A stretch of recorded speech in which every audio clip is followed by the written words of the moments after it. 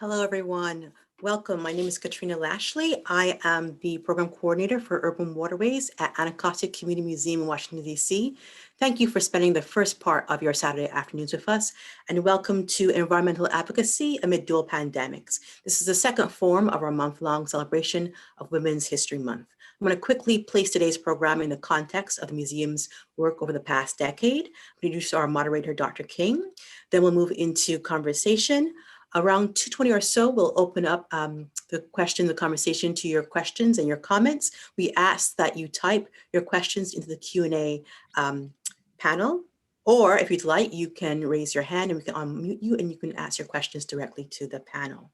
In terms of the chat, my colleagues Mark and Janelle will be posting various links and resources to the chat for you to kind of take home or take with you as you leave the program today. And also we encourage you to converse with each other, to communicate with our panelists as well. So I'm going to quickly move into the context portion of our conversation so we can start the program as soon as possible.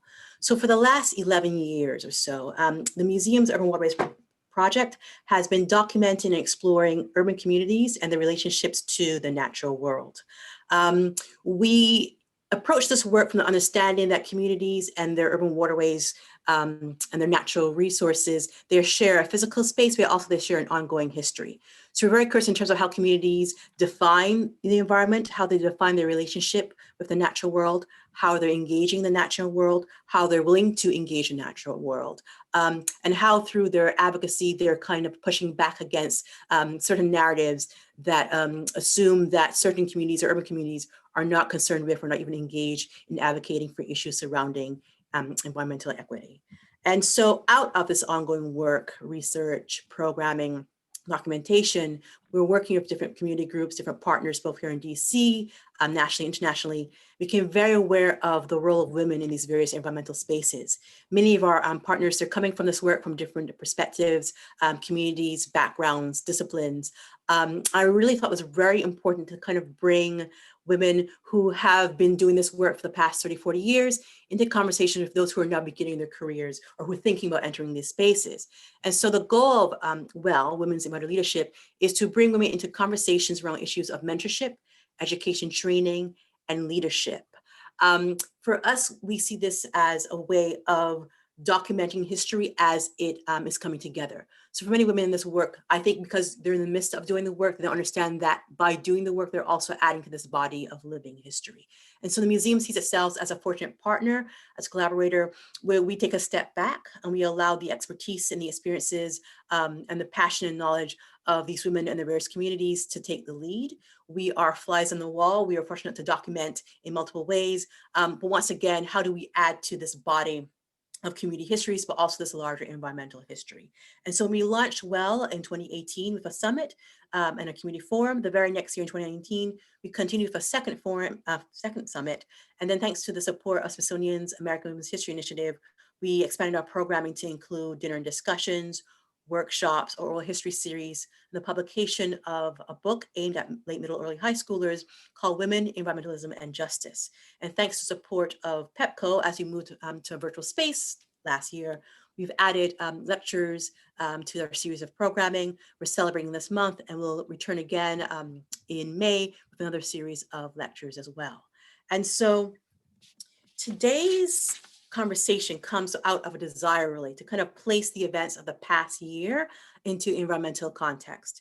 So in addition to the impacts of COVID-19, particularly on communities of color, last year also seemed to witness a willingness on the part of various communities nationally to acknowledge the existence of systemic racism, to also begin to the process of understanding how it's impacted or how it's shaped daily life.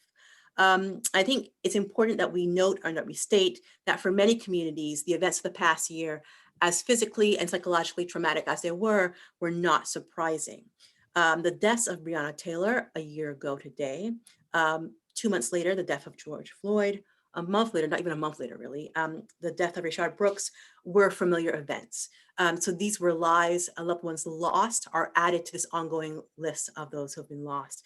And the loss of life, the financial, the social, the health insecurities of COVID-19 are caused by and go on to exacerbate pre-existing vulnerabilities which stem directly from beliefs, policies, and practices rooted in inequality. Today's panel is meant to highlight the necessity of viewing and exploring these pandemics from an environmental lens, to be guided in discussion by women whose environmental work, due to the various intersections of disciplines and knowledge and communities, allows for an honest and nuanced exploration of the lived realities of many communities of colors, and also the spaces in which these experiences take place.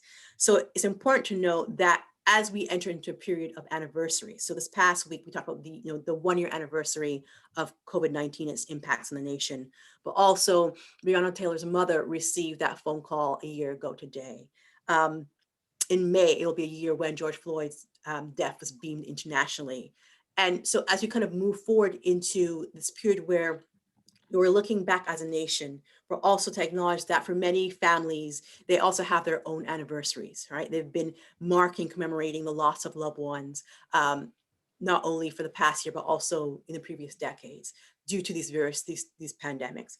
And so I think it's important to really understand that in looking at these women and their work, how does their work offer possible solutions to the pandemics that people have been talking about for the past year?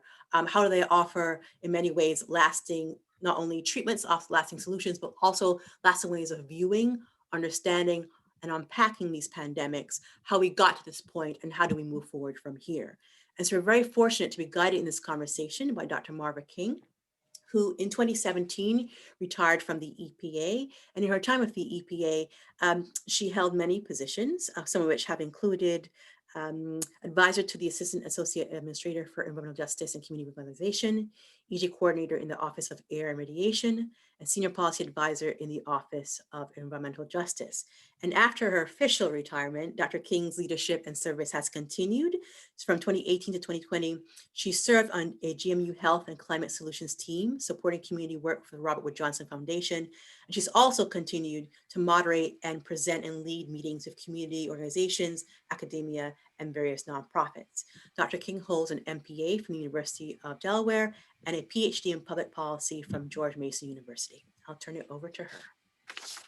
Thank you, Katrina. That was a very warm welcome. I'm happy to be here. It's my first time working with this series and they are so efficient. I'd love to work for them again. The first panelist I'm going to introduce to you is Nikisha Glover. Nikisha is the founder of Soul Nation.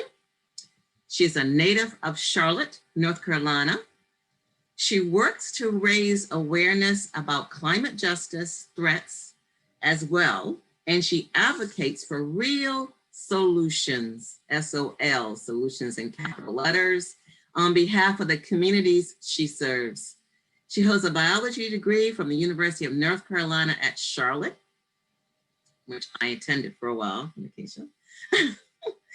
Ms. Glover has built a track record as a community organizer with years of experience in corporate, community, and service-based roles. These roles include Girls Who Code as a regional partnership coordinator, as well as with Hip Hop Caucus as the Think 100% organizer. She has been recognized as a 2019 Grist 50 Fixer, a 2019 Martin Luther King Jr. Growing the Dream Award recipient, and a 2016 Clean Air Carolina Airkeeper Award winner, joining North Carolina Governor Roy Cooper, Dr. James Kennedy, and other business leaders. And I will say this is my first time working with Nikisha. She was recommended to me by a very important environmental justice leader in the field. Welcome, Nikisha. The second person I want to introduce to you is Miss Rita T. Harris. Rita has been a social justice and environmental justice activist for 30 years. She has worked over the years with a wide array of organizations, including the Mid-South Peace and Justice Center, Mississippi River Basin Alliance, Tennessee Clean Water Network, Tennesseans for Fair Taxation, the NAACP, and the League of Women Voters.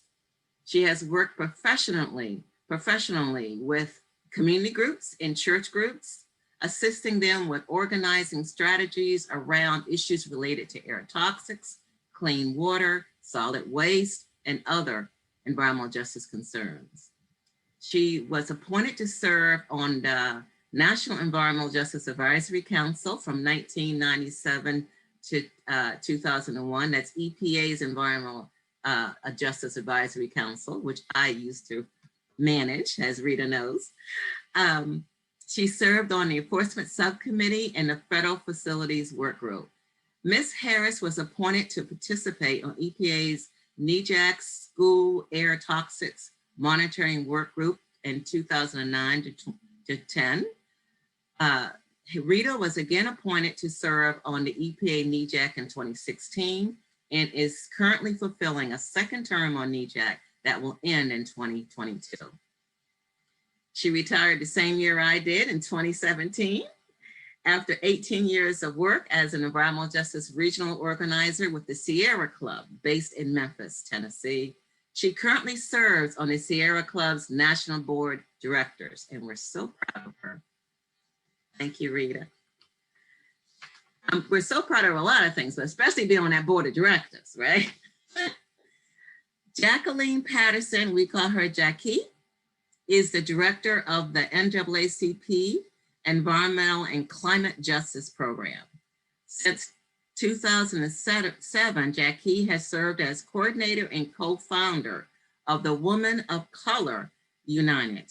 Jackie has worked as a researcher, program manager, coordinator, advocate, and activist working on women's rights, violence against women, HIV and AIDS, racial justice, economic justice, and environmental and climate justice. Jackie served as a senior women's rights policy analyst for ActionAid, where she integrated a women's rights lens for the issues of food rights, macroeconomics, and climate change, as well as the intersection of violence against women and HIV and AIDS. Previously, she served as Assistant Vice President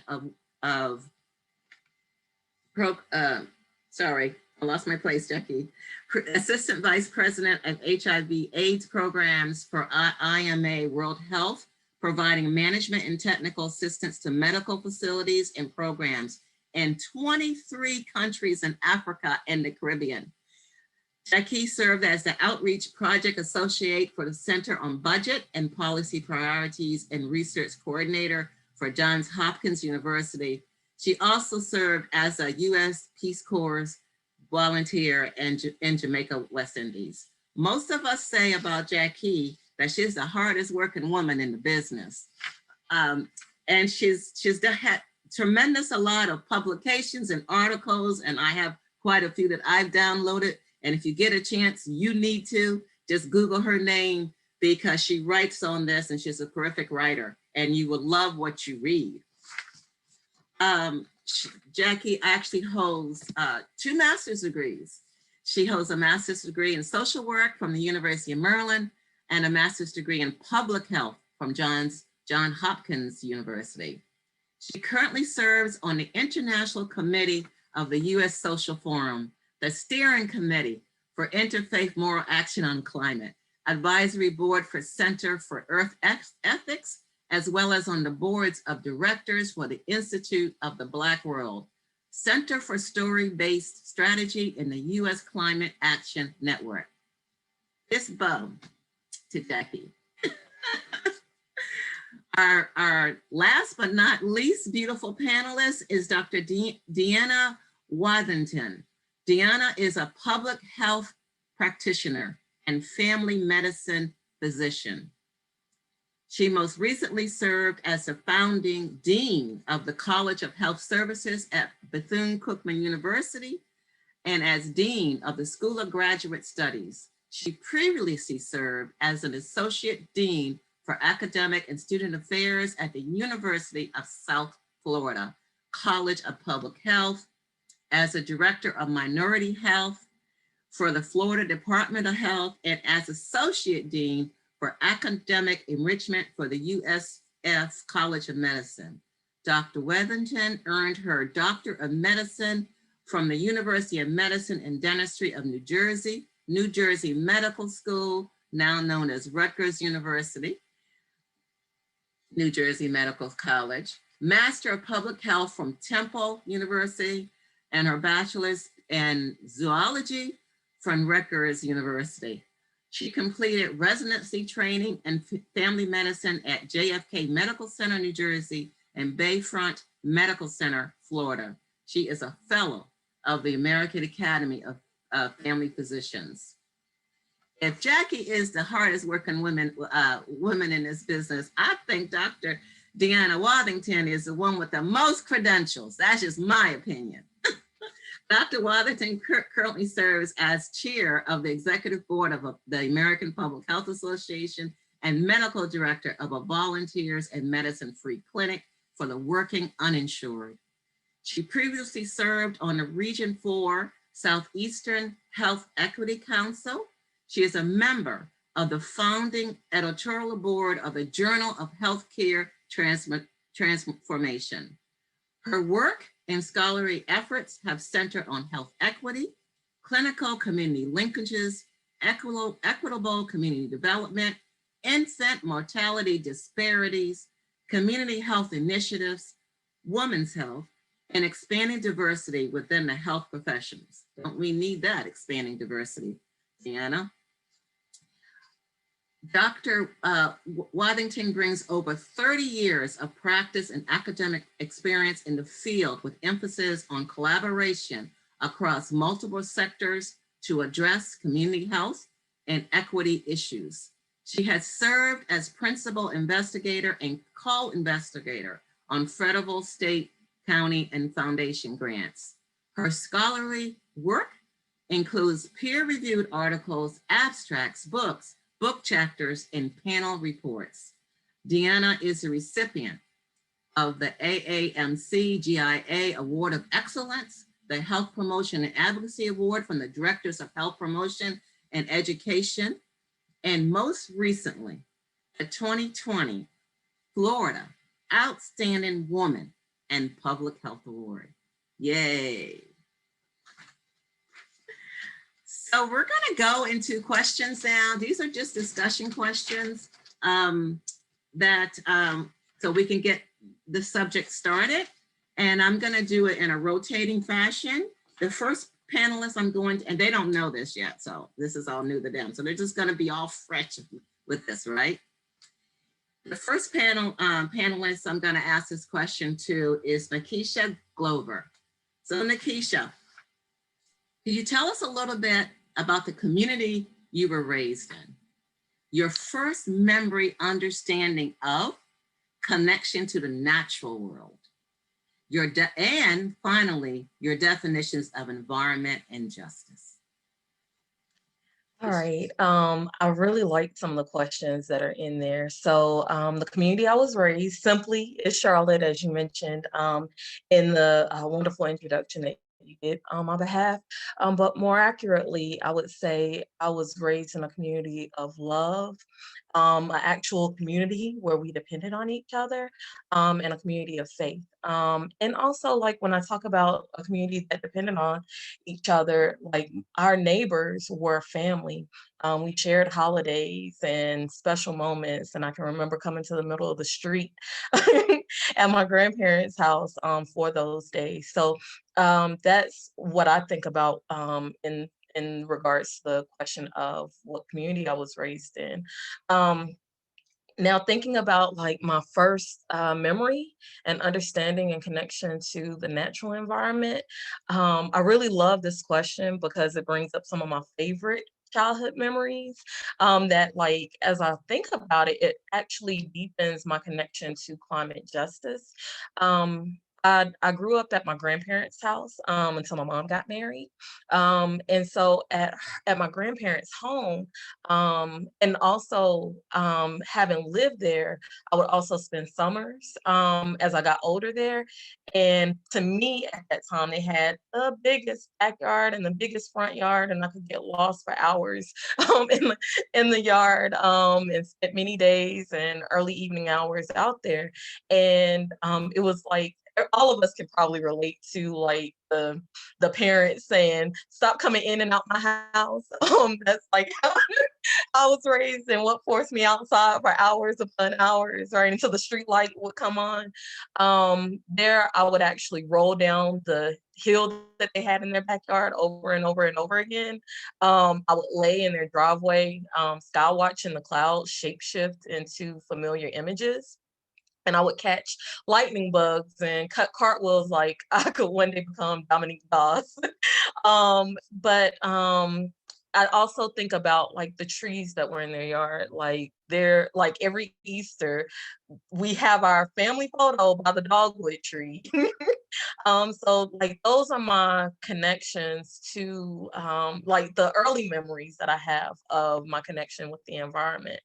And so for me, I think when I talk about it shaping and strengthening my relationship to climate justice, it's like, yeah, it's even ingrained in environmental justice. It's even ingrained in those simple memories, those simple days where I didn't even have the language for what environmental justice was or what climate justice was. It was just a way of existing and a way of being.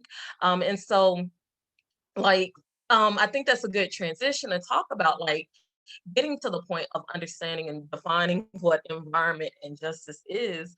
It was mentors like Jackie and other people who have like shaped my understanding of like how we define climate justice and environmental justice.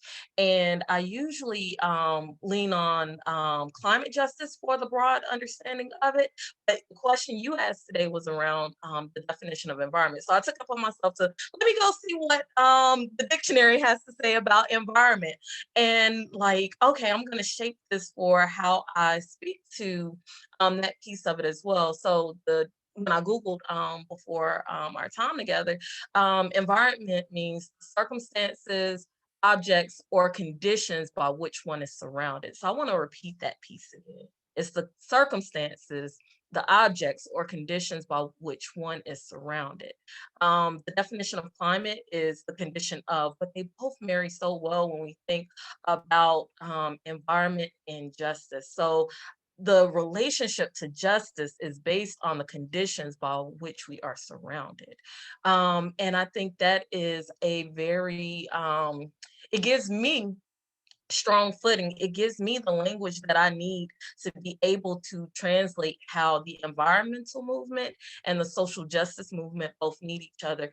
They're not isolated or independent of each other. They need each other because they continue to, like the injustices in either case, they continue to impact the same communities. And so we've all talked about the political environment or the political climate, right? We've all said the educational climate or the educational environment, right? So I think being able to understand like the way that we've said it, it really transcends beyond like the way that we may have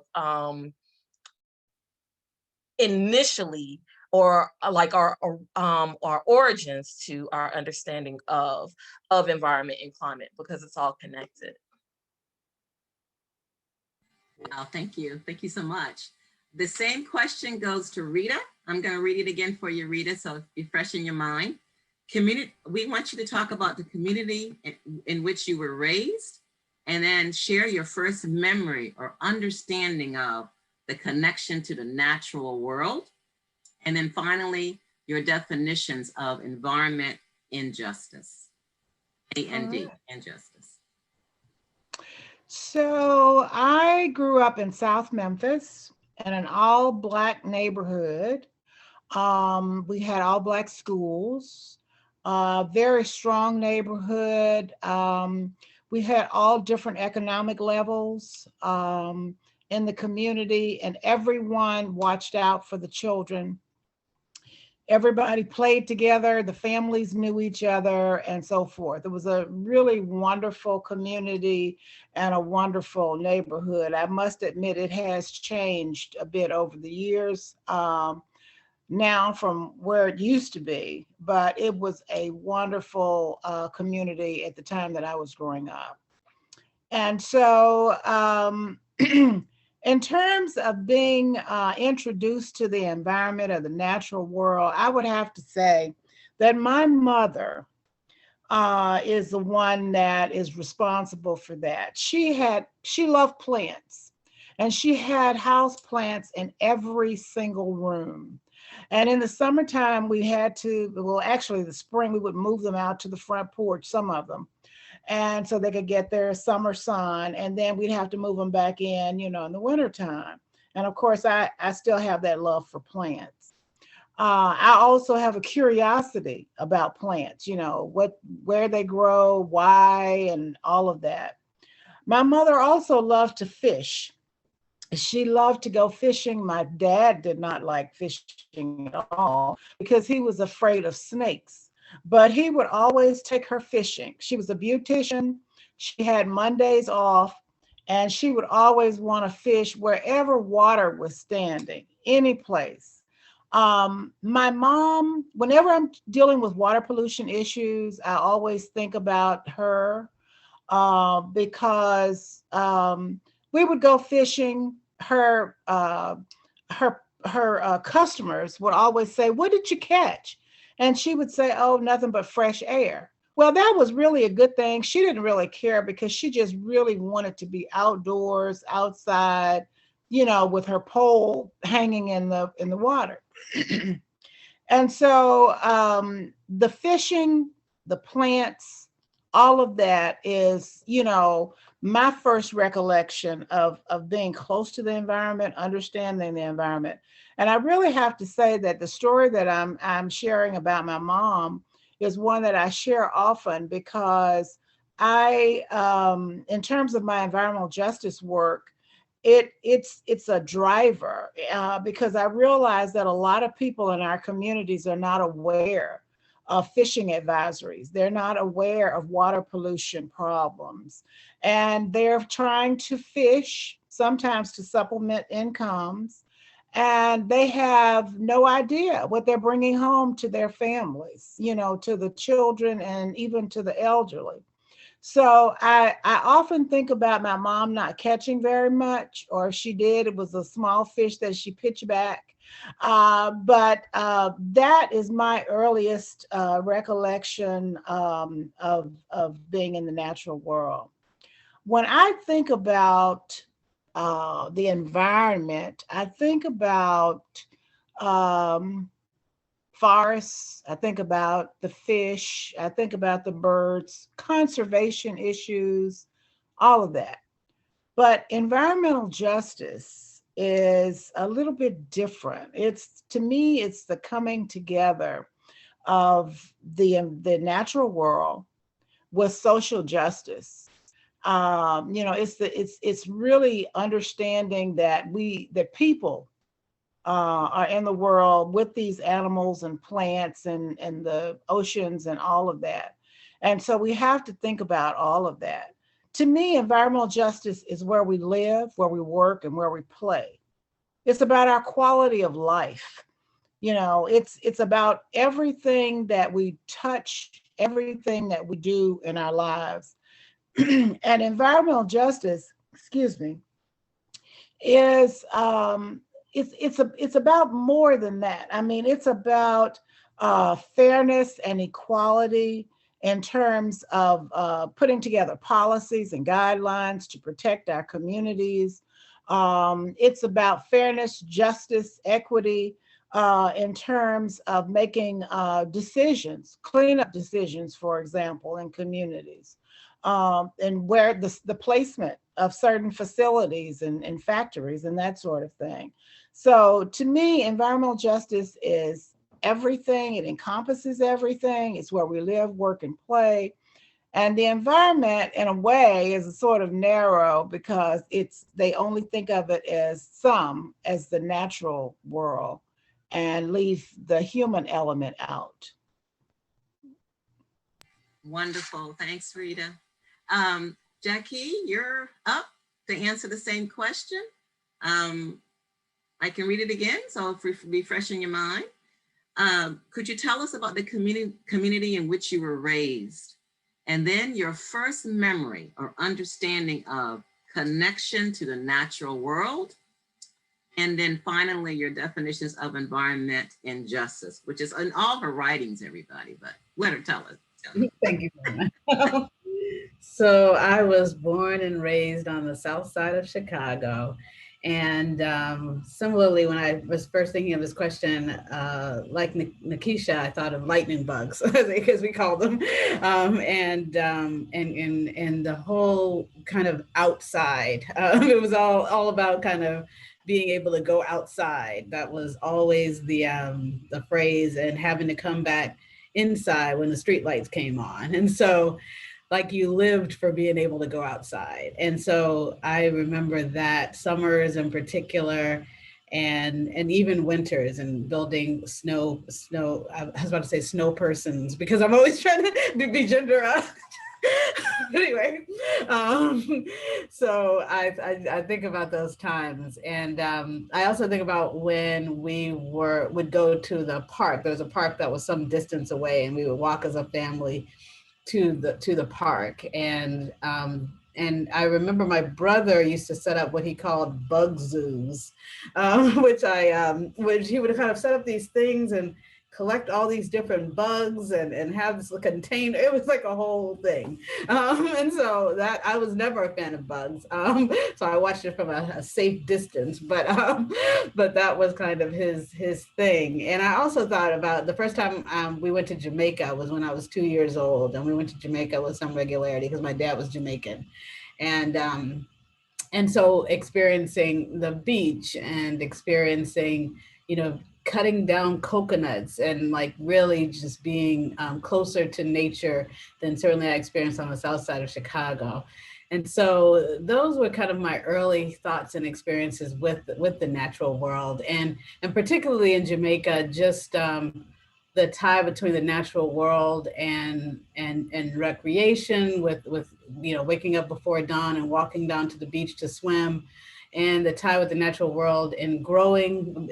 So not only do we kind of, whether it's picking coconuts or the various things that we would use for meals in Jamaica, but also even back at home, my mom and dad had in the backyard, we grew cucumbers, we grew mint, we grew tomatoes that the squirrels always got to, and so forth. And so all of that was really living in harmony with nature in a way that was a nice kind of beginning.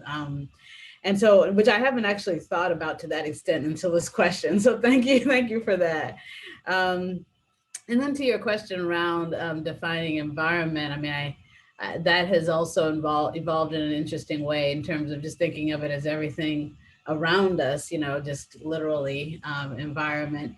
And then thinking about justice in terms of I think of it from both a rights-based perspective, but also because the U.S. doesn't really think about human rights so much as civil rights. So it's rights under the law, and therefore that frame is in some ways too narrow because the laws are so insufficient. So I really think of it as just kind of decency, like what people need to be able to live in dignity and to be able to thrive is what I would consider to be justice. So thank you. Thank you. Dr. Deanna, you're next. And I'll read the question for you again as well. Could you describe for us the community in which you were raised? And then your first memory or understanding of the connection to the natural world, and then your definitions of the environment and of justice. Okay, so thank you. I was actually raised in a small town in central Jersey called Matawan. It's, as they say, on the shore. And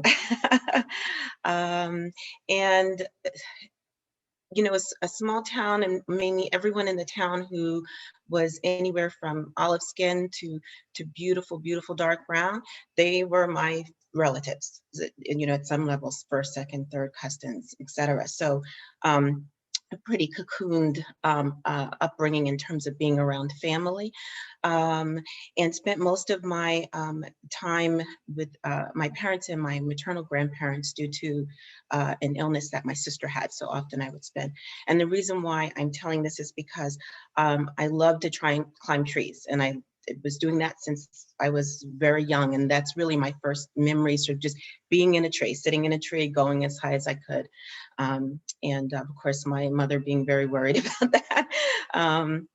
And so where my grandparents lived, not only did they have a garden, much like Jackie was describing, but they also lived on the bank, if you will. It's called Lake Lefferts, but it's actually a running body of water, and has connection to the Atlantic Ocean because we're right there on the shore. So, you know, my first recollections are about, of course, running on their property, climbing trees, and also always the warnings about, you know, don't go down the bank, don't go down the bank at that time, because I didn't know how to swim yet at that time, but I just remember you couldn't go down the bank. And I think, and then my other earliest memory, sorry, I had to think about that, is that my grandfather used to take me fishing all the time on that very lake, actually. And then some of my cousins out on the ocean doing, you know, other types of activities. So just an appreciation of it, and certainly with the gardening and then bringing the fish back and cleaning the fish and being a part of that, just sort of how it sustains us. I think that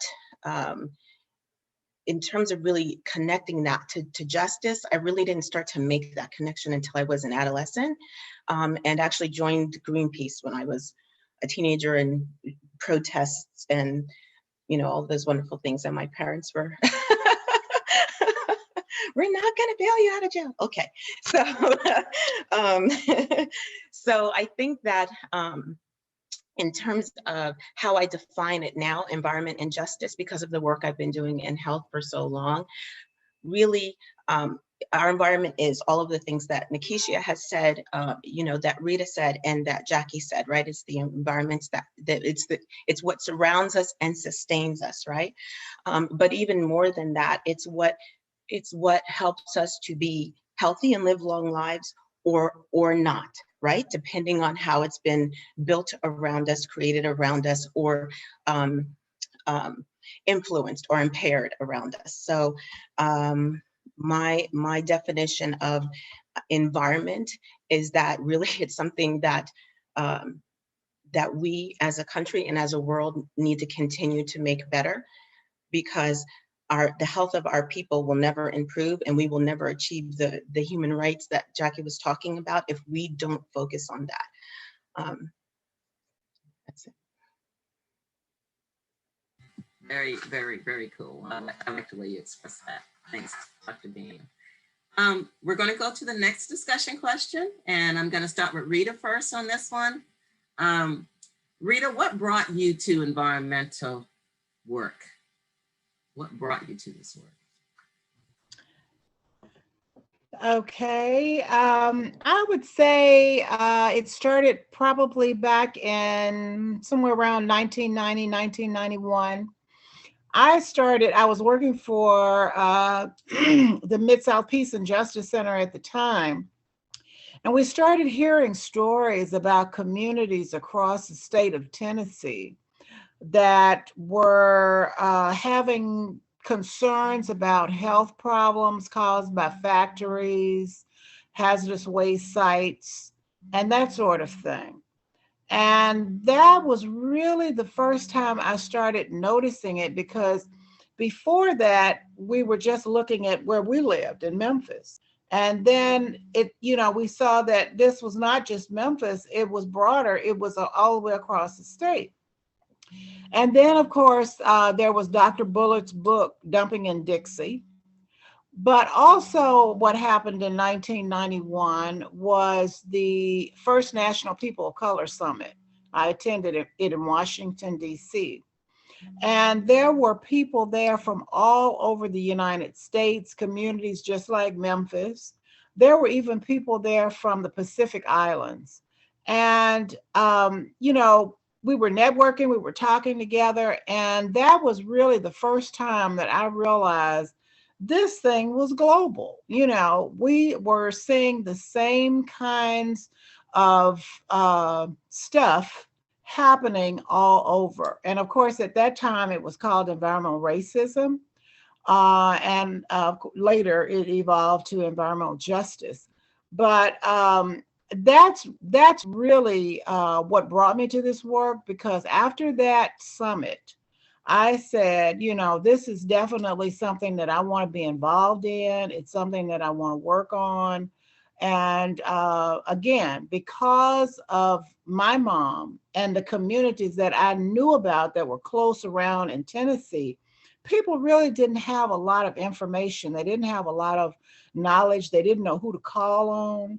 And they definitely, some of the communities did not even know how to organize themselves into groups of people that could demand action and information. So that's what got me started. And I'm glad you're still here, Rita. And Jackie, I'm going to you. Same question. What brought you to environmental work? Thank you. Yeah, my first encounter with environmental work was fairly circumstantial. When I was in Peace Corps in Jamaica, I was living in an area where the water supply had been contaminated by Shell oil, and the community was organizing to try to seek some type of justice in that situation.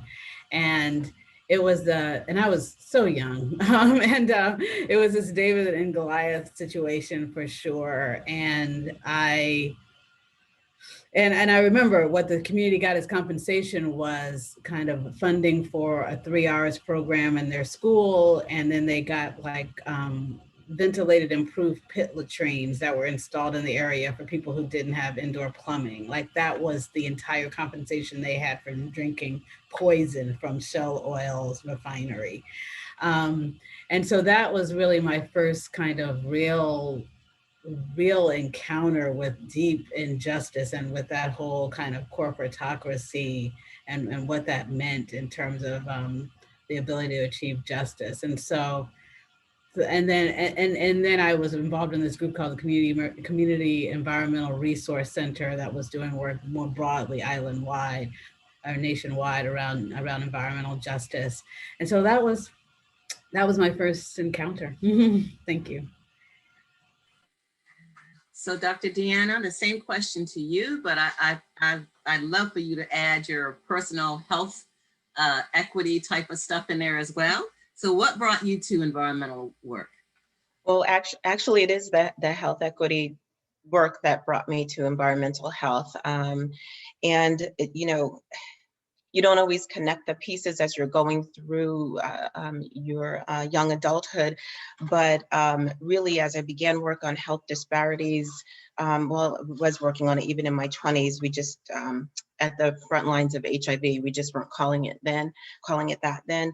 But then as you began to expand and we really started to not just talk about the causes of death and, you know, mortality and morbidity, but actually, again, the causes of health.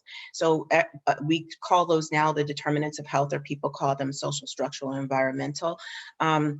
But that is really what brought me to the work. And ironically enough, part of it was based on the work I was trying to do to expand diversity in the health professions and try to pull more of our kids in by going back through undergraduate, high school, middle school, elementary school, and create pipeline programs and interact with them. And then the circumstances, of course, under which they were living, whether their water was clean, whether their paint was lead free, whether, you know, all of the things that we know, of course, then that comes to play a part in you know, how we were able to recruit them and keep them through middle school and high school and bring them into the health professions. And so that made it even a starker point for me. Certainly going to school in Newark, New Jersey, at a site that was purposefully built in the 5th Ward. In other words, they raised the homes there in the 5th Ward, and they promised the community that they would always produce health providers and scientists who resembled the community, that at least 20 to 30% of what they did. And so that whole entity was very committed to the community, and then gave us a chance to really jump in and get our feet wet with addressing environmental issues within that community, which is still in some ways struggling with that, as you know. So that was my first link, and then I've just been blessed enough to take it and continue to expand on that. So if y'all haven't read anything by her, Dr. Deanna, you better Google her. Okay, I'm gonna switch questions, and Jackie, you're the first one up for this one. Talk about the dual pandemic/pandemic within a pandemic. Is pandemic too narrow of a scope? Should we be taking a few steps back and talk about syndemic? Is that a better framework? All yours. Thank you for that question and the dramatic way in which it was posed.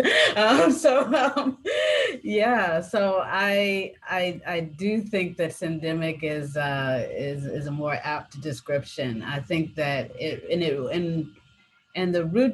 the roots of that response is the very roots of these pandemics that we're experiencing. The fact that as Mayor Steve Benjamin of Columbia, South Carolina said, that COVID was acted as a X-ray to expose the broken bones of American society. Like, it really, yeah, it was very powerful statement he made on a panel I was on with him.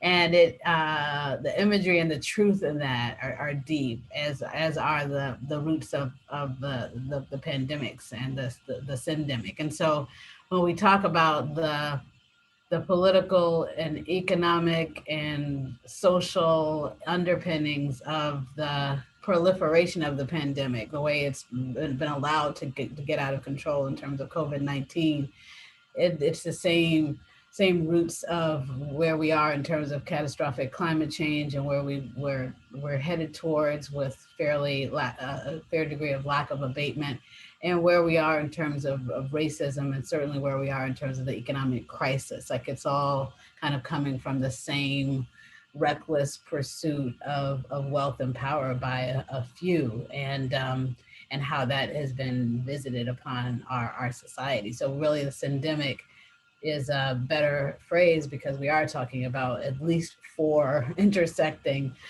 crises of racism, the economic crisis, COVID-19, and climate change. So I'll put that in a nutshell there. Thank you. Dr. Deanna, talk about the dual pandemic.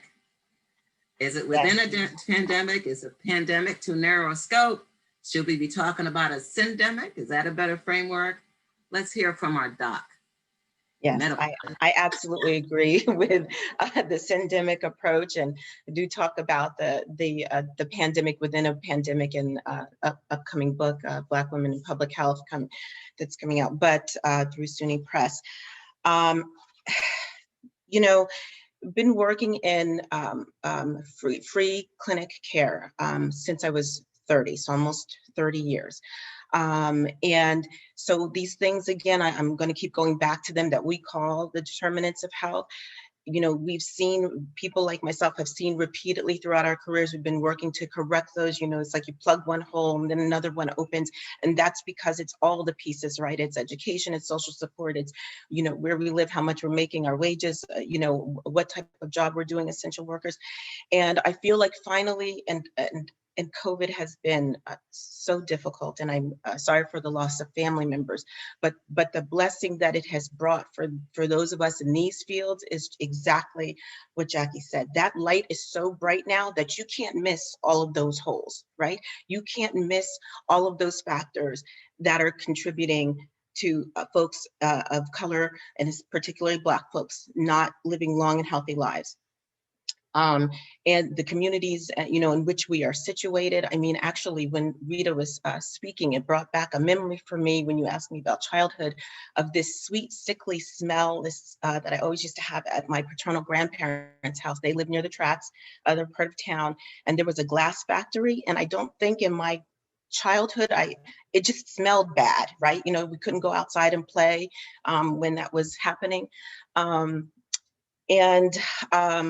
think that really, us looking at and thinking about in a holistic way, COVID is making the rest of the nation do that with us, right? I mean, some people were dragging and kicking and screaming, but the people that need to be paying attention, and I have high hopes for, the new administration that is in place, are paying attention to where we need to plug those holes. I think that people think that, I think that prior to this, people would always try to stand on the fact that, well, individuals are not taking care of themselves. They smoke, they drink, they eat too much.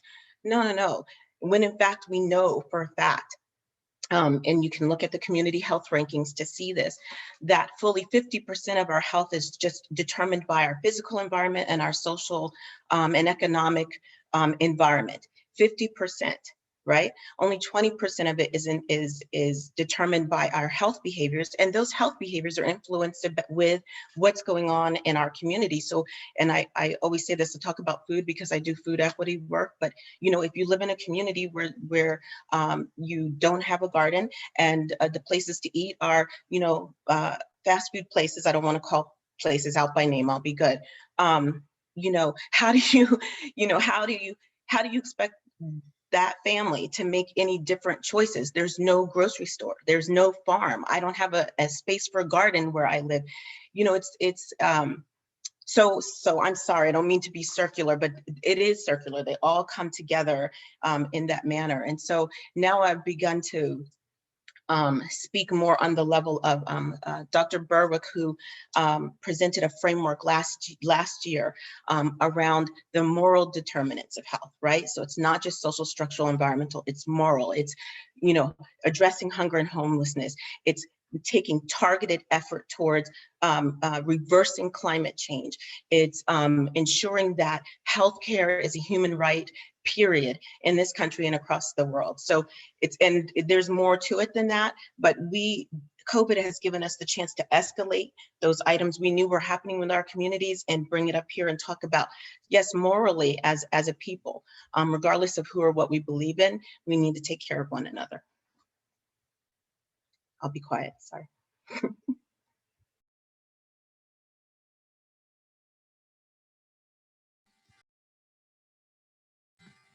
Sorry, I got so excited. I didn't know where my mute button was. Dr. Deanna, that was just absolutely amazing what you just discussed. And I appreciate everything you just said. My goodness. Okay, so back to Nakisha.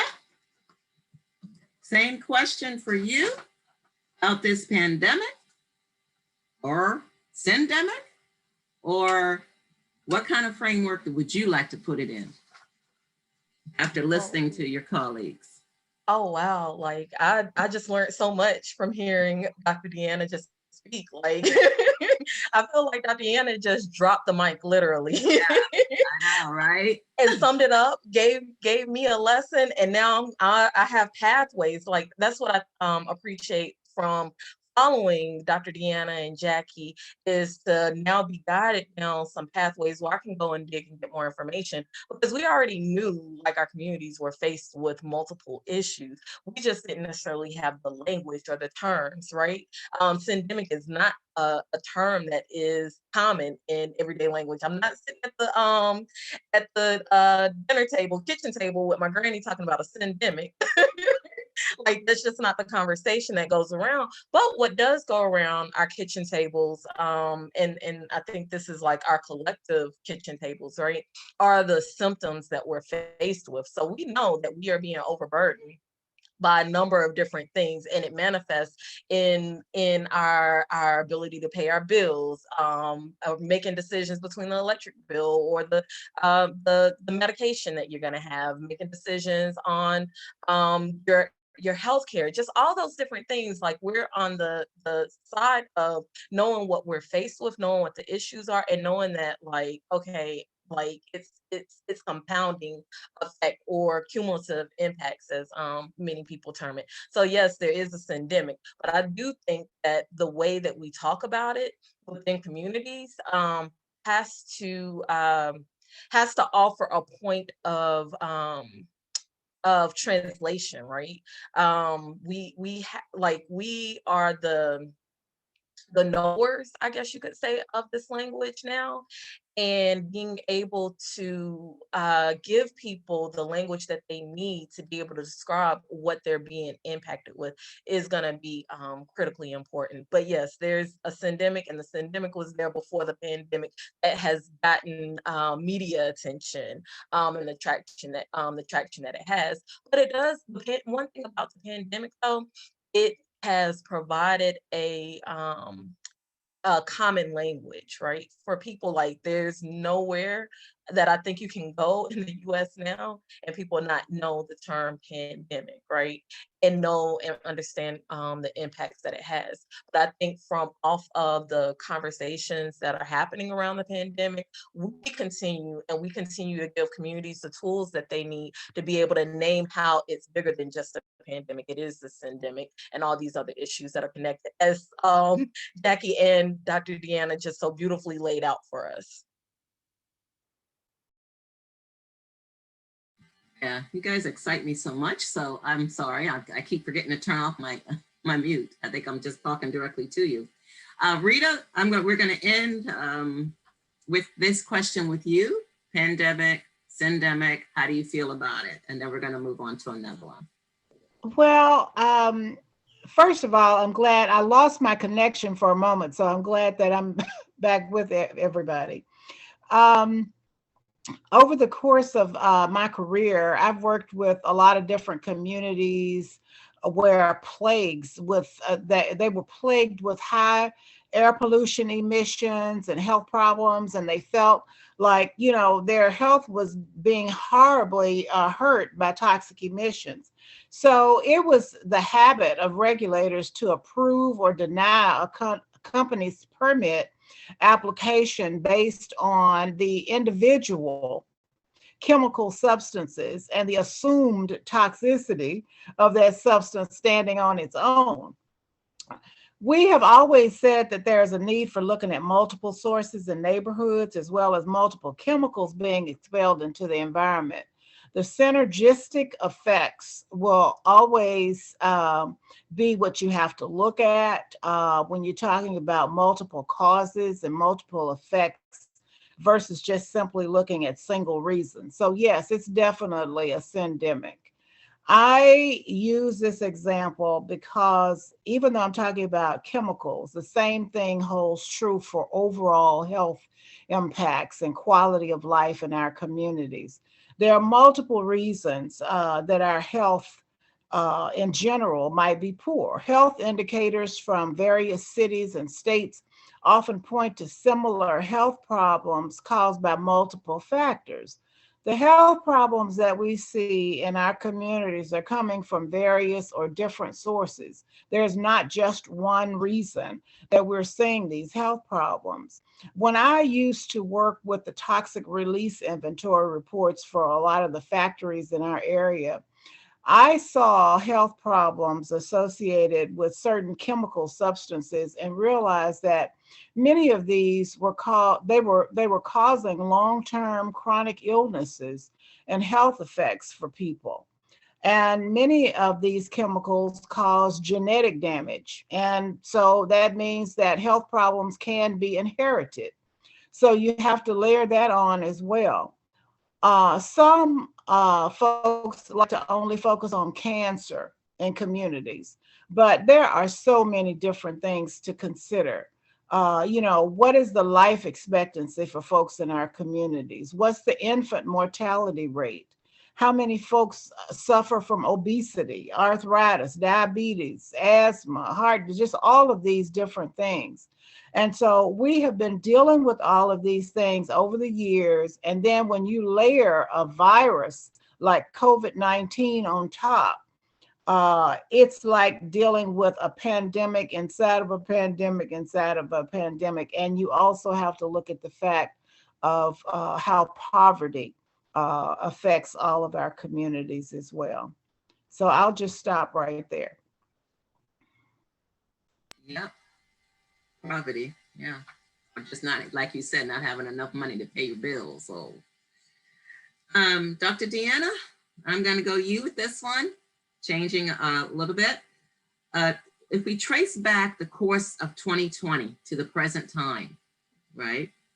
Due to your personal and professional experiences, could you have guessed the impacts of COVID-19 on our communities? And if you were when you were standing in February and March 2020, what were your thoughts or concerns around this pandemic? So unfortunately, I have to say, yes, that I could have guessed the impact of this. There are many of us in the field, and I'm sure Jackie will shake her head to this as well, with her MPH degree. There are many of us who've been saying for years, decades actually, that number one, that a pandemic would come, right? We've just been really, really lucky with the other ones, H1N1, Ebola, etc. But we knew that it was coming, and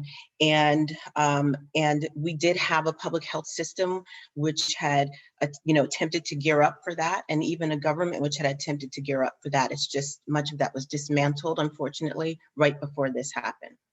So, so yes, I could guess it. And you're saying standing in February, March of 2020, I honestly, I was so frightened, just because I knew where we had been in terms of, I'm speaking as a public health and medical community, right? And then where we were, purposely doing that lower. And then this hits us, and the messaging is not correct. I'm sorry, y'all, I'm just going to be blunt. The messaging is not correct. The supplies are not correct. The guidance and the information we would have had from abroad is not there because we closed those things down as well.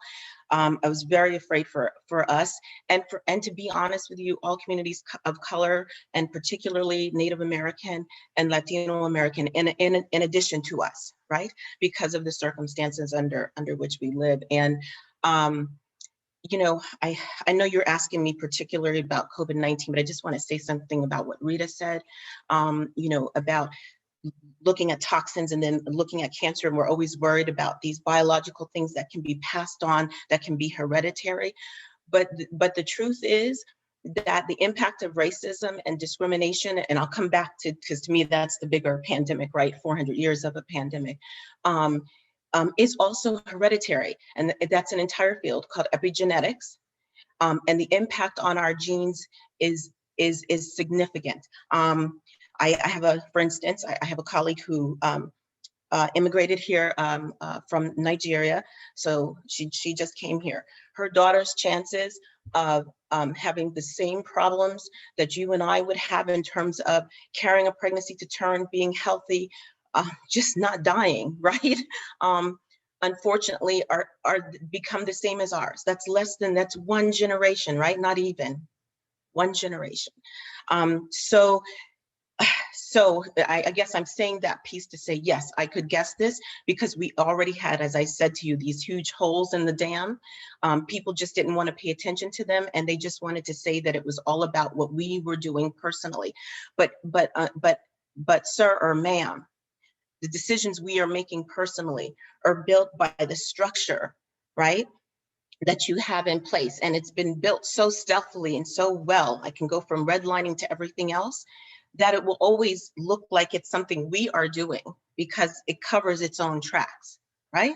So as we see Native American communities, I'll just use that as an example right now, in their sovereignty, trying to protect their land, right, against the pandemic, then I'm saying we as the United States want to overrule them I'm sorry, excuse me, they're protecting their people, because what we have done as a structure is force them to live in communities in ways where they have a multi-generational household, which is not a bad thing. I'm not saying that's a bad thing, but for this, and same thing with our communities, our multi-generational households. We are the essential workers. Same thing with Latinx communities. So I'm sorry, I get very passionate about that because yes, we saw it coming, and yes, we've been trying to tell people. And I just praise everyone who has served as an essential worker and a healthcare worker through this year. Thank you, because frightening. Thank you, Dr. Deanna, and we love your passion. I'm going to read something that Bernice Miller Trappist put in the chat. I don't know if you guys are reading the chat, but I think it's profound to just read it for you. And then Nikisha, I'm going to go to you with the same question. The concept of syndemic was first advanced by doctors and health professionals trying to treat people of color who were HIV positive. They noticed the way that racism and that earlier epidemic were intimately intertwined. So everybody's saying the same thing here. Nikisha, same question to you, looking back in 2020 to the present. Did you know? What did you think about this whole pandemic? Did you feel that that there was a concern for it? That it, just tell me your thoughts on that, and what you think now. That's an easier way to say it. Yeah, as things were hitting the fan, this time last year, in my work, I was right in the mix of doing some heavy traveling around tech advocacy work and attending different conferences among my climate justice work, right?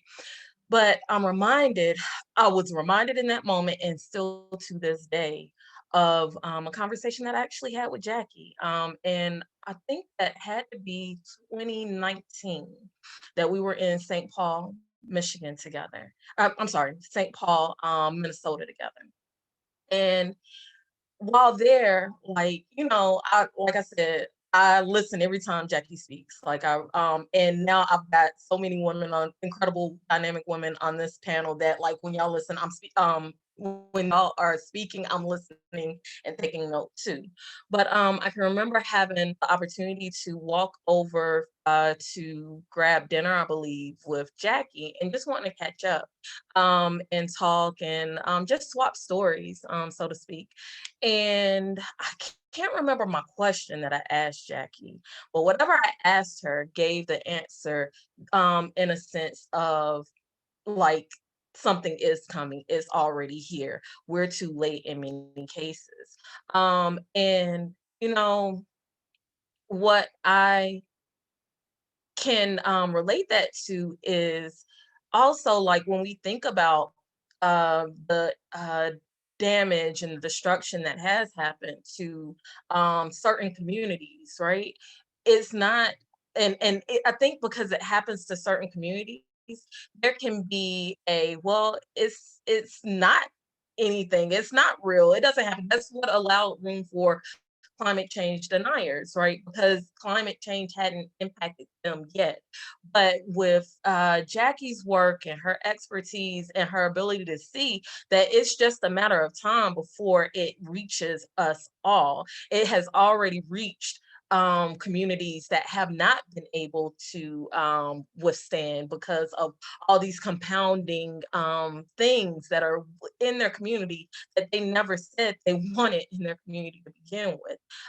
So I think from 2019 and that conversation and how impactful that conversation was that I had with Jackie, and then to be landed in 2020 and just seeing how everything was essentially coming undone. And what's interesting is that like Hollywood has really predicted this for years if you look at all the movies, right? And I think too now, I've had internal thoughts of, we always look at these movies and wonder, like, what would people do if the world came to an end? Well, look, the world is literally crumbling around us, and people are behaving and doing exactly what they would do if the world was coming to an end. And in some cases, and in many cases, it's to the detriment of our communities as well. So yeah, I am thankful to Jackie for that conversation that we were able to have. And I just hope that we are able to connect around not only the issue, like everybody sees the issue now, and it can't be unseen. Hollywood couldn't have scripted this, right? Like they couldn't have written it up, like compounding on all these issues. I just hope that there's a look for like real solutions at the root, like bringing those things from the root that created the situation that we're in, and uprooting those, and being able to move forward in that. Thank you, Nikisha. Rita, you're the last one to respond to this one. You were sitting right there, right now, back in 2020. What were your thoughts? What your concerns?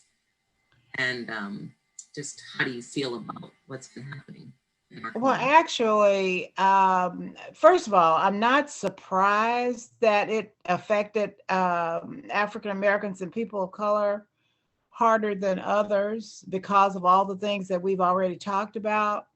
But actually, I thought that when they started talking about COVID-19, that it wasn't that going to be that bad. It might be similar to the flu. And it wasn't until we started seeing the deaths. The death toll was just mounting day after day. That's when it became a horror story for me. And my family and close friends know that I've always been a germaphobe, someone that's overly obsessed with picking up germs and being around people that are coughing and sneezing and touching things. And I believe in washing hands and all of that. So I was afraid, once people started dying and they started talking about, the toll that it was taking on African Americans and other people of color, it was a very scary situation. But again, considering, all of the other impacts to our communities, to our surroundings, it was not surprising at all.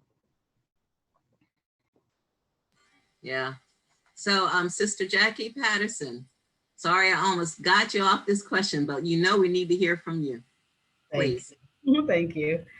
Yeah, so on March 10th, I was taking a little mini vacation and I was out of the country and I was watching kind of the news unfolding. And at that point, it was just like the Kirkland or whatever nursing home in Washington State. And maybe it was starting to happen with the hotspot in Westchester County, New York. It was just kind of very much at that level.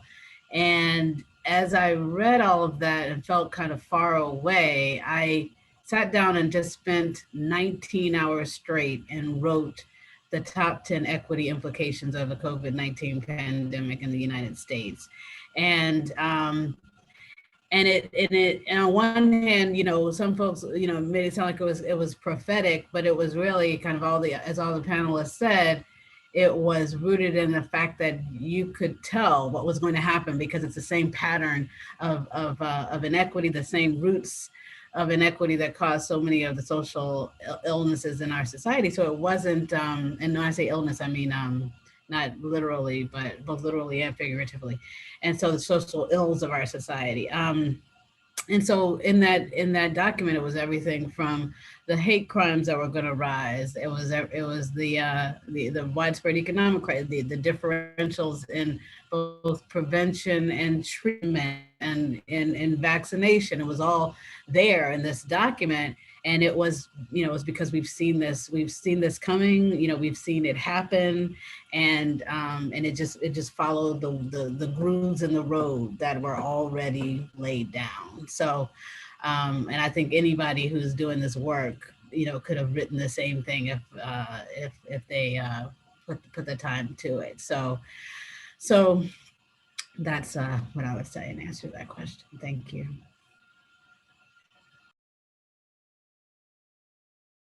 So yeah, let's get off this subject, shall we? Like this subject, it's a proper subject, but it really tears your heartstrings, doesn't it? So let's go to something like this. What are 3 steps those listening or watching can take to play their part in all of this? And Nikisha, I'm going to start with you. What are 3 steps? Okay, I want to give some things like immediately that you can do. One, we have pipelines that are invading Black and Brown communities. There's one right now in Memphis, as Rita was mentioning earlier where she's from, and that's the Bahia pipeline. So I definitely want to give voice to that is a pipeline that's trying to expand in Black and Brown communities. And we know the implications of pipelines can, what they can have on communities that are already suffering under the weight of so many other issues. So one, Stop Bahia pipeline and connecting with those folks there. Also, I'd also, at the top of our conversation today, we acknowledged not only the passing of Breonna Taylor, but so many others at the hands of police violence. Today in particular, there is online, there are folks gathering online to remember the day. So if you would post a pic of Breonna Taylor or another woman who has lost their life to police brutality, using the hashtag Say Her Name, that is definitely a place where we can all honor this day as well. There's also with that, if you can either post a picture or create a silent video of yourself face to camera for 15 seconds, and also using that same hashtag Say Her Name. And then lastly, I want to invite you all to a couple of summits that are happening. One is the We Shall Breathe Summit with Hip Hop Caucus. That will be taking place on April 20th online. You can visit hiphopcaucus.org for more information. And then also Soul Nation is having its annual summit in April. And you can visit soulnation.org for more information there. Thank you, Nikisha. Rita, can you offer up 3 steps that those listening could take their place in right now, to take their part in right now? Well, I would say that we need to come together and build coalitions around the work that we see that's already happening in communities. If it's not happening, maybe we can try and be a catalyst to get some of this work started. And I say catalyst because I am retired and I'm not really out there, doing what I used to do. But a lot of times we can be an inspiration to get folks started and going in the right direction. And a lot of times, we don't really need to reinvent the wheel.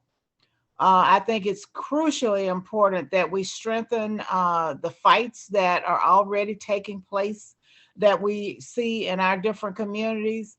And because of COVID, we've been able to do a lot of things indoors, social media, online. And so we can help and work with communities wherever they are. It's not like, they've got to be right around the corner so we can go to a meeting. We can help people wherever they are. And I think it's important to elevate those voices from the grassroots, allow them to speak for themselves. So those are my suggestions. Thank you, Rita. Jackie, could you give us some suggestions, at least 3? And you probably can give us more than that, but at least give us 3. Yeah, thank you. And to everybody's listening, who's listening and watching right now, and for you know, go ahead and give us more than 3 if you want, Jackie, because I know you. 3 and maybe a bonus one.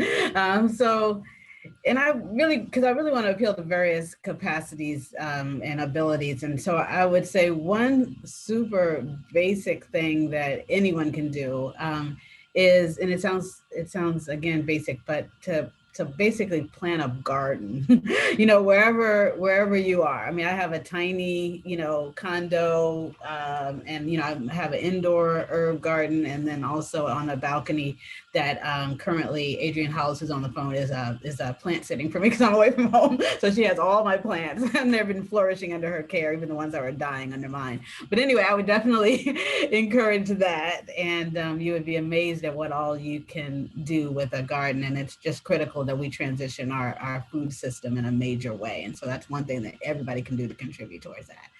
2, I would say that when we think about a larger systems change, but ways that we as individuals is really join whatever campaign you can find out there, and there are many, to get money out of politics and reverse Citizens United. We have a corporatocracy now, and we have to really have a true democracy. And I won't even say restore, because we've always had a corporatocracy. It's just been varying degrees.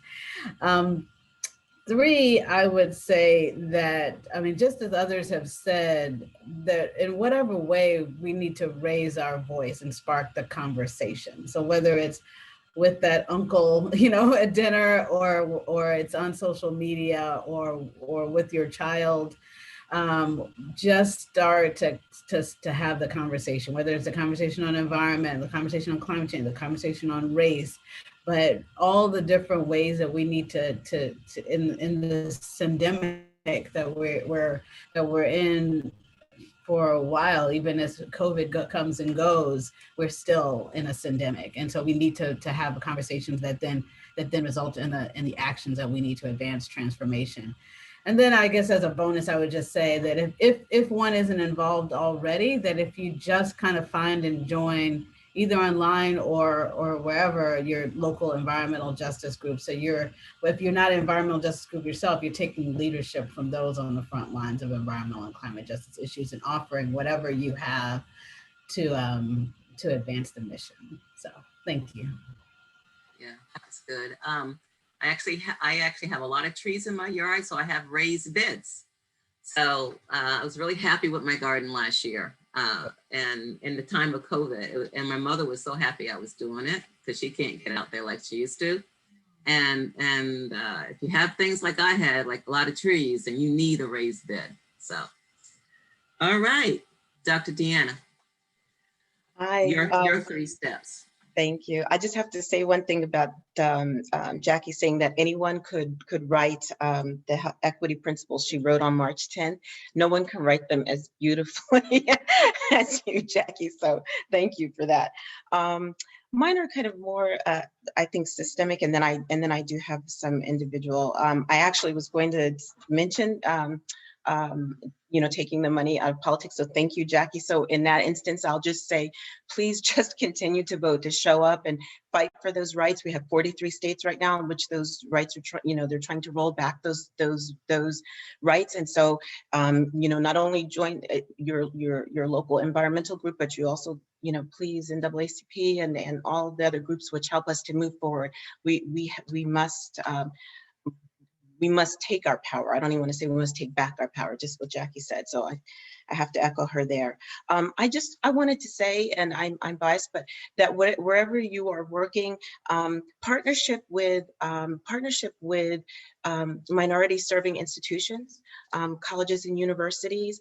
I know that we don't always think about that, but really for most of us, for our 104 HBCUs, for every single tribal college and university, and for a number of Hispanic serving universities, this work and the work around making sure that our environment nurtures us and enhances us is is actually our lived experience, right? It's not just the work of that university. It's not just the research of that university. It is our lived experience. It's why we do it, right? And so we have the ties to the community. We have that commitment. And so I just want to put that bug in people's ear about a possible other resource at that level. I'd also like to invite people to join the American Public Health Association for our next climate change webinar, really talking about hope, following in line with what President Biden had to say this week, and that's on March 18th, and you can find that on the landing page. I did put the link for that in the chat, apha.org. We also are sponsoring a Policy Action Institute on April 8th and 9th, and we are starting off the Institute again, talking about environmental justice and climate change. So please feel free to join us there as well. And I think for me, I just want us to always just try to remain centered, right? It's like a maelstrom going around us right now. And we've just come out of a maelstrom of misinformation, and just to take care of ourselves, take care of yourself. I think that Jackie's thoughts and yours as well, Dr. King, about having the garden in and outside, that's actually also to help us center ourselves and keep ourselves healthy, as well as a great food supply. But so I just want to say that, please, just, you know, it's okay to take time for ourselves, especially as Black women, and ensure that we are healthy and we are getting the service that we need and the care that we need, because we care for everyone else. So I'm off my soapbox, sorry. We actually love your soapbox. So we're going to open up for questions from the audience now. I think in the chat there was something that, you know, you can type your questions in the computer, and they'll be read to us, and then the panel will answer. Yes, so we have the option of either typing it in the Q&A panel, or if you want, raise your hand and we can unmute you. The first question is from Adrian Hollis. Can someone mention to the FERC public meetings and the need to take the opportunity to talk about the need for an Office of Public Participation and an EJ component? People can offer comment on the issue by going to the website.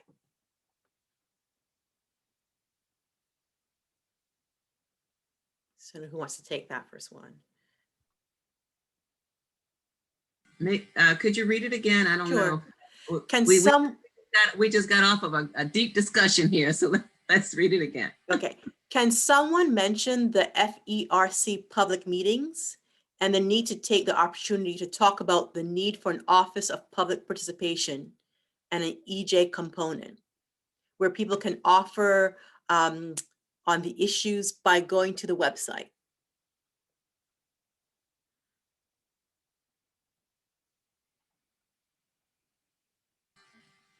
Anyone? I'd like to, I'm not sure this is where you're going with this. Hi, Dr. Hollis, good to see you. But here's what comes to mind when you mention this. At a local level here in North Carolina, there was a public hearing recently. I have to think about what the public hearing was in regards to, but it was definitely, I think it was in relationship to our Utilities Commission here. Well, the issue is that when people, first off, it was online on a platform that people didn't really have access to. And then there were technical challenges, and it really was conducted as if it was checking the box off, right? It's just checking the box off. We did it, and now we can approve whatever policy or permit that we were going to go through because we can check the box and said the community participated. When truly the community did not get a chance to participate. And how are they given the opportunity to participate in something that was already had structural blocks and barriers to participation before the pandemic, but then now in this virtual world and taking the permitting process online and the hearings and everything online, it really did exclude participation from communities who are most impacted. So when I see in your question, an Office of Public Participation, that does seem to be a critical need, although that's new language to me as far as what work is happening. So I'm gonna definitely, I definitely wanna give the floor to you to be able to speak more about it. But seeing you mention that in particular, like who is the one that's ensuring that there is true and meaningful engagement from the community, and not just a checkbox off the list so that polluters and toxic industries can continue to do what they want to do at the whim of making profits. Okay, so can we unmute Dr. Hollis so she can add to her question? Thanks, Jeanette. Yes, thank you. Hi, everyone. What a fantastic panel. Can you hear me? Cool, but you can't see me, right? Because I'm repotting what was 12 plants into 30.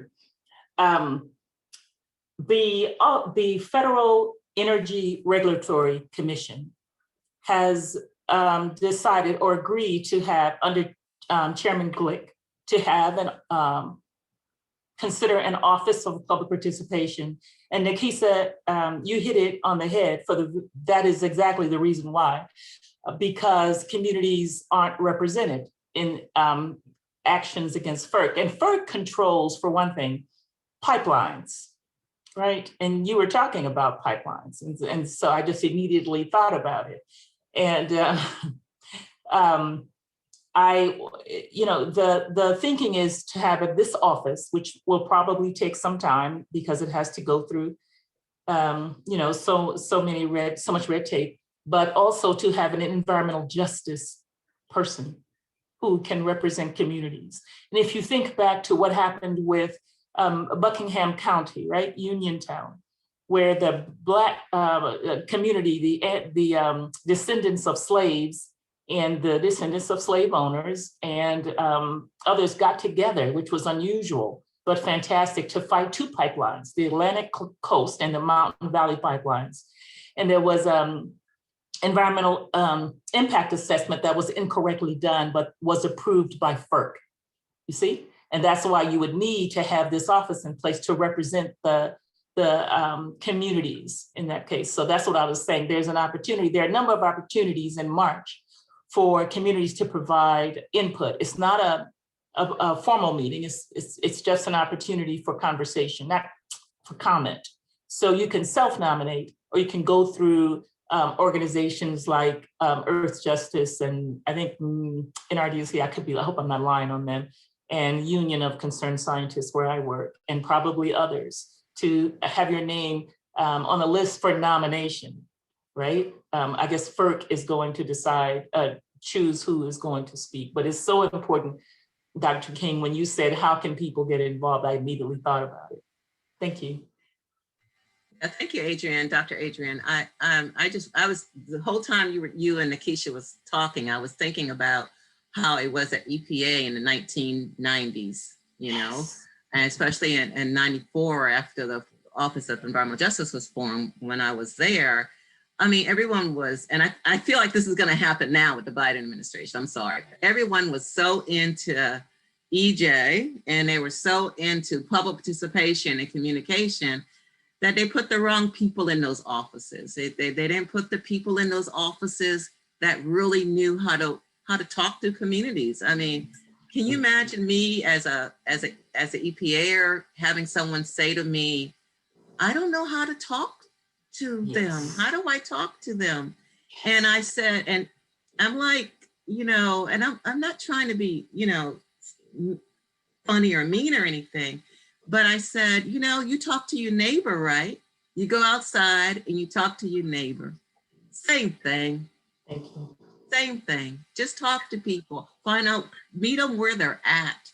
Find out what they need, And so it really, I'm really concerned. I've already voiced this to certain people, and some people are taking my ideas. But I'm really concerned. I think the Biden and Harris administration is a great administration. We got a lot of things that are going to happen, but you have to figure out who those people inside those federal agencies are going. Who are those that are going to be charged? I'm not talking about the Michael Reardons and them, Reagans and them. I'm not talking about or the Colton Waterhouse. I'm not talking about them. I'm talking about the people under them who are going to actually be implementing stuff. You can't watch them all the time. You got to have the right staff. And that's why when Dr. Deanna was talking about growing up the health professionals, the diversity in health professionals, we were talking about that in the 1990s too, you know, and that wasn't happening. And we still got issues. So I'm sorry, I'm getting off. I'm supposed to be the facilitator, but I just wanted to share that with you because that really makes me upset when I see that, because I feel that could happen again. Good intentions. We have better people now than we ever had in any of the other administrations. I know some of them, I know they have good intentions, but you have to dig down into that level of people actually implementing what you want them to do and make sure they're the right people. Okay, we have a question from Rachel. What are some ways to be an effective ally? Some ways to be an effective ally. Who wants to take this question? I could try and say a few words on that. It really depends on, you know, what you're trying to support and why. I think you need to figure that out, but it's always good to follow the lead of the community folks that you're trying to help.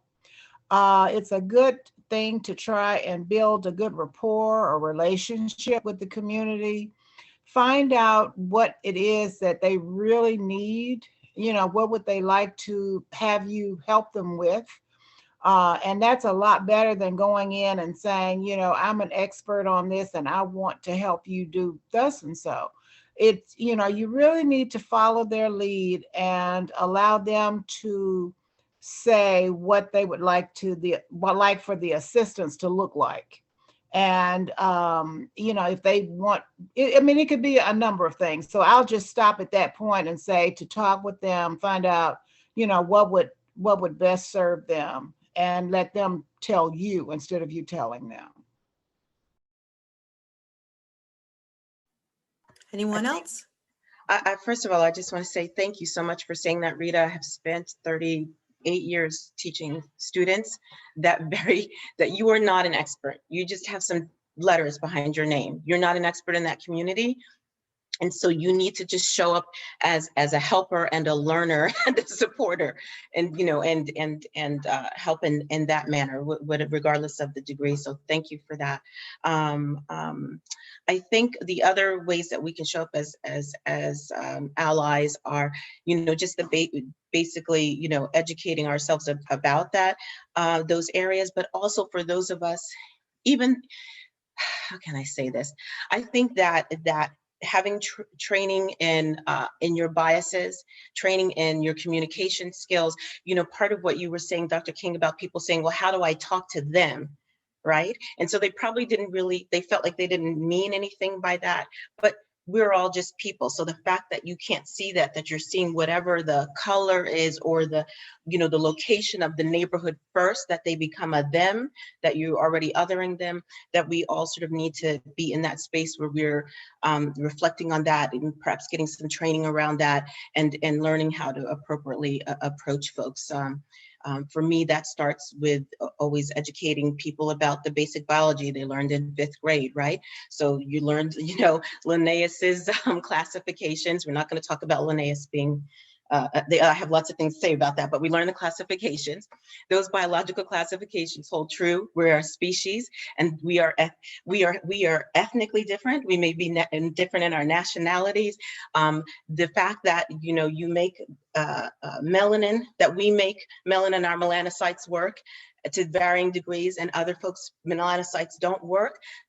You know, we just always have to remember that this is situated in a social construct. It's about power. It's about acquisition of land, bodies, resources, right?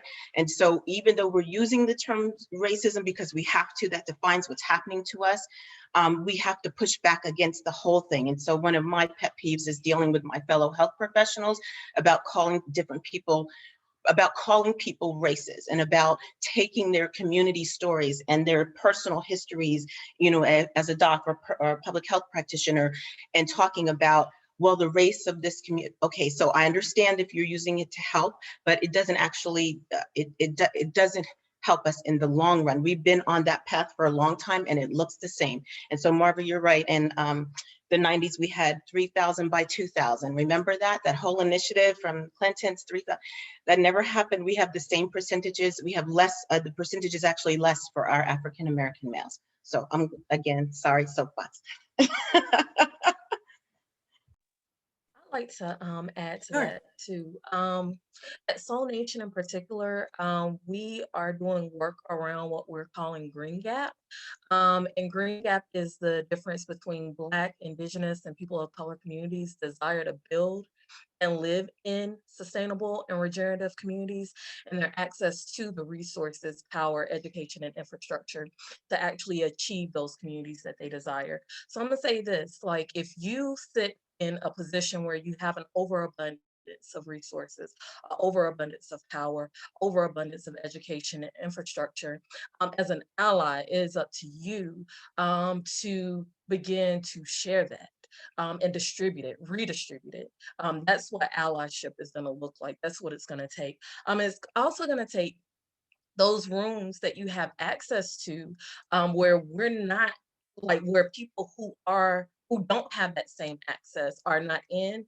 It's up to you to change the narrative of those conversations that are happening and the things that have been allowed to happen in those spaces, being able to transition that and being that voice for those who are not and do not have access to be in those rooms. So that goes from allies in philanthropy, when we talk about institutionalized philanthropy and what that looks like, and how the communities who need the access to the funding to change their material condition are not in those rooms. It is up to you behind those closed doors to be able to be that advocate and the voice to actually say, we need to redistribute our access to the power and the wealth and the resources and all these things that we have. It's not only in those institutionalized spaces, it's also at your dinner table where these things manifest in conversation. I think we talked about it from all of us as panelists, our community and the way that we were raised, right? We'll have different conversations at the kitchen table. There's sometimes that these issues are manifesting in your kitchen table or in your leisure activities that people who are on the end of receiving the most harms don't have that access. It's up to you to change those conversations and introduce what allyship really needs to look like. Wow, sounds like an article in the works. We have another question from Zooks. You all are amazing question. Trinity Washington University, where I teach chemistry, is a minority serving institution, and BPI with an all-women's College of Arts and Sciences in Washington, D.C. Let's see, in terms of partnering with HCBUs, what kinds of activities and connections have worked well, been successful in the past? Yeah, let's start with that question first. So from your experiences and your partnerships, what kinds of activities and connections have worked well in your connections with these colleges, initiatives? Connecting students with your experience and your expertise. Okay, so I don't know, I don't want to keep talking. Jackie probably has perspectives, and Nikisha and Rita. First of all, Nikisha, you're fire, so thank you. So for just in a sort of a personal or lived experience, the particular HBCU where I used to work is in partnership with actually multiple entities right now, but actually having a PWI, which was USF, reach out to us, and Cynthia Purifoy is on here, so she knows of whom I speak, Dr. Christian Wells and his team. We've also had the opportunity to interact with Cardno, which is a fairly large company, but they have a wonderful representative here in Clearwater, who particularly works on turning brownfields into health fields. That's his motto. So they've been able to work with us to sort of gain the benefit of our experiences within the community, our connections within the community, and we've been able to gain from them, other connections which have helped us with the community, helped us in essence to actually just just gain a rather large Florida Blue Foundation grant to address green space and gardens and food equity within the Midtown area, which is the historically Black area of Daytona Beach, and then hopefully spread that to all of our underserved communities across the county. So that's sort of a more immediate one. I certainly have them across the years, but I'll just start with that one. So hopefully that helped to answer a little bit. Also, I think it would be great for entities that can afford it to provide paid internships and apprenticeships to connect students with organizations. They can provide so much technical help, research help, just a lot of things that, but again, you know, you need to have that conversation to find out what it is they would really like to have you do. But I have seen that paid internships, and particularly if we want to get our Black and people of color, you know, students involved in some of this work. And maybe they will, you know, make a career out of it later on. But they have to get a taste of it first. And many of them need to have the income. And so that's why paid internships are so important. But that would be the suggestion I would have.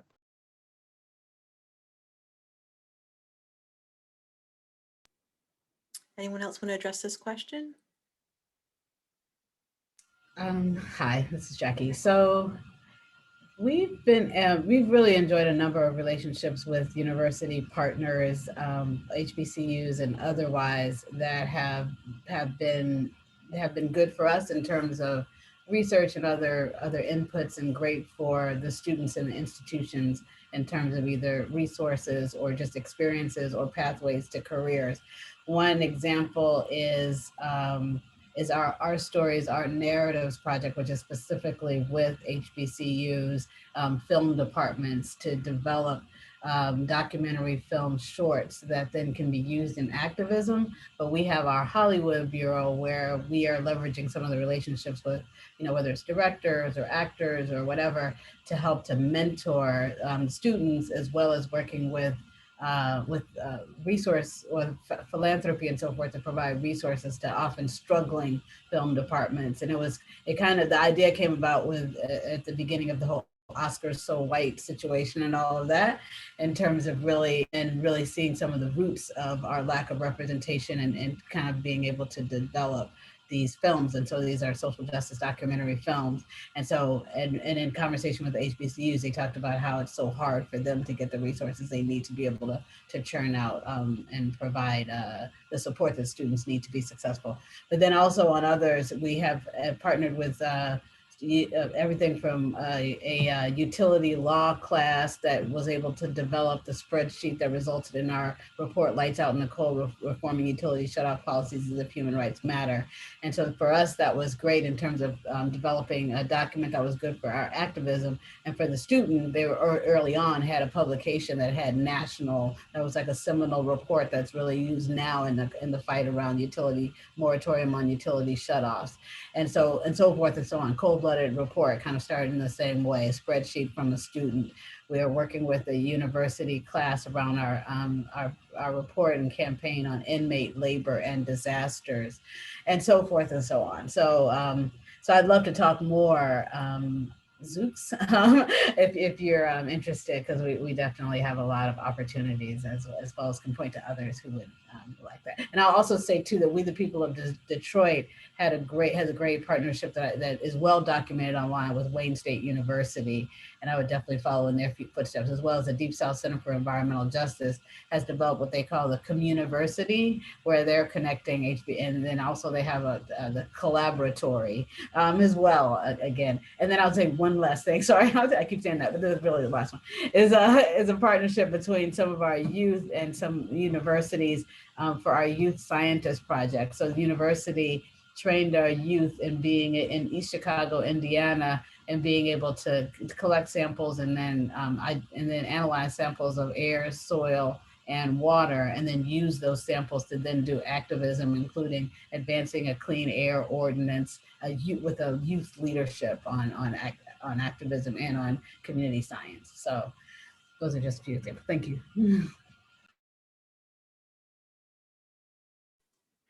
Okay, so we have about 5 more minutes. I don't see any other questions in the chat or any raised hands. So, Dr. King, can we go back to that one question about tools and best practices in terms of EJ efforts, and then we'll close up with that question. Thank you. Yeah, so we can close up with this one. I won't go around in a structured way. You guys can just unmute if you want to respond to this. So the question is, what tools, best practices, frameworks can the EJ efforts offer now for people in this present time? So just free for all, tools, practices, best practices, frameworks you can offer up.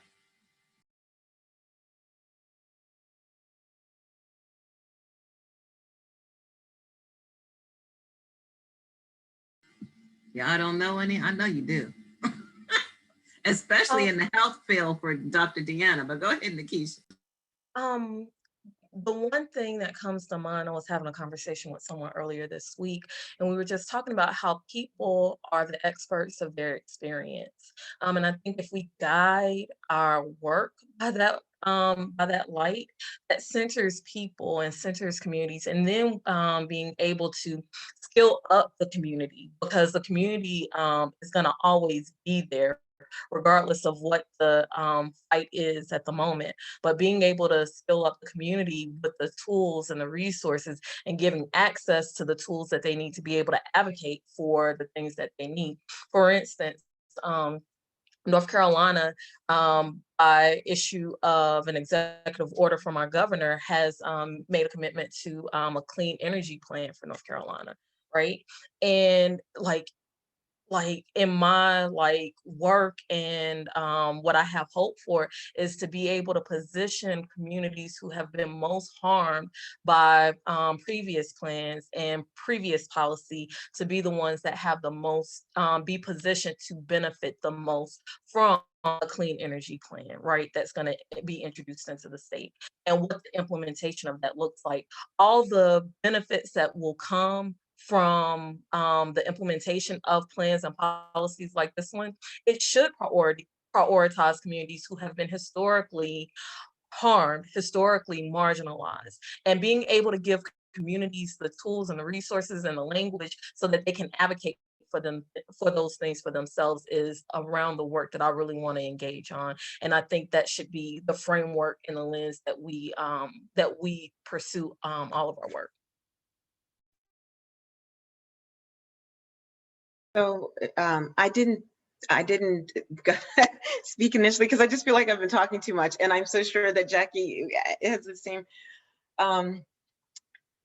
perspectives, but I still am a big believer in the social determinants of health framework and health equity framework, because that requires the type of collaborative effort that all leads to better health in our communities that Nikisha was just referring to. So I am a believer in that. As I said, lately I've been moving, or I feel like I always have been, in the framework now of Dr. Berwick, and that was just out in JAMA, Journal of American Medical Association, in March of 2020. This framework around moral determinants of health, I feel like actually that's where we all live, but we're maybe not framing it that way. Just understanding, I think, just coming from the singular place of understanding this as going back to where we started, as a syndemic, right?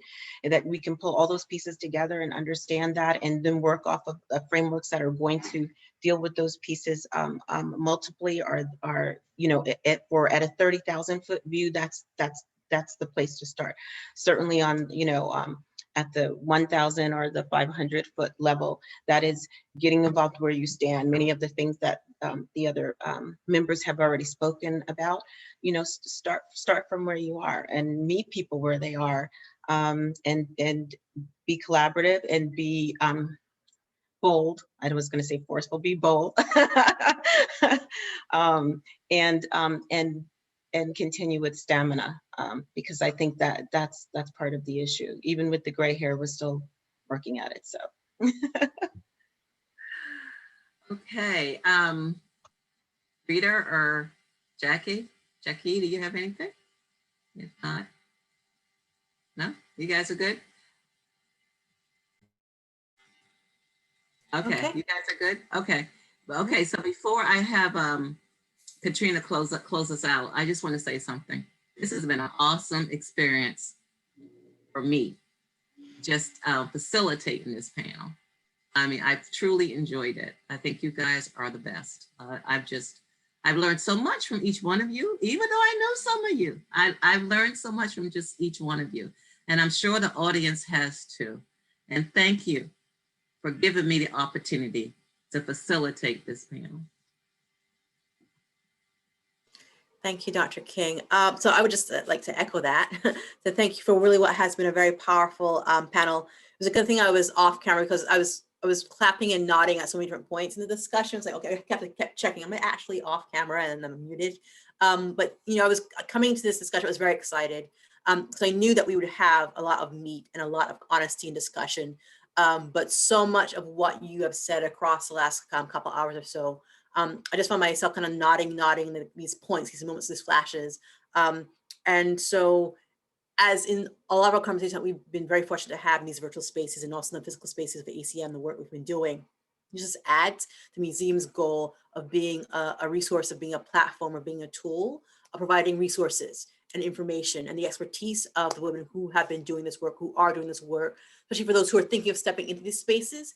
So what models and what guidance can be offered with experts who are accessible, right? So you have all this experience behind you, but yet can you take on the pedestal and just have these honest conversations? And so once again, thank you for allowing us to come into this virtual space and to have that experience. To our attendees as well, I see a lot of familiar faces. Thank you once again for your continued support of these series of discussions. For those who are new to our space and to the project, I hope you'll join us again next week on the 20th. Same time, we have Climate Justice in Action. Discussion will explore some of the specific impacts of climate injustice on daily life, the development of climate literate communities, and possible forms climate justice communities can take moving forward. Moderated by Cynthia Purifoy, who has joined us once again. Hi, Cynthia. Panelists will be Reverend Dr. Nettie Estudillo out of Green Faith, Dr. Adrienne Hollis, once again, thank you, Adrienne, for joining us today, and Caroline Lewis, founder of Clio Institute and independent consultant, also based in Miami, Florida. So please join us again next Saturday, 1 p.m., talking about climate justice in action. And the end of the month, on the 27th, we'll be looking at the future is here. Once again, have discussions with those who are already leading these spaces, and we'll continue to shape any discussion as we move forward into the future. Moderated by Tamara Tosa Laughlin. Panel will be Erica Dickerson Dispenza, cultural worker and toe playwright in residence at the Public Theater, Sakita Grant, Vice President of Programs at the Solutions Project, and Karina Newsom, who's Community Engagement Manager at the Georgia Audubon. That will be on the 27th. The future is here. So we'll make this recording available to our participants, our panelists by early next week. We'll post the resources and the program again. So please join us, return for more conversation, and please enjoy the rest of your Saturday. Be safe, and we look forward to talking to you again. Take care, everyone. Thank you. Thank you. Bye.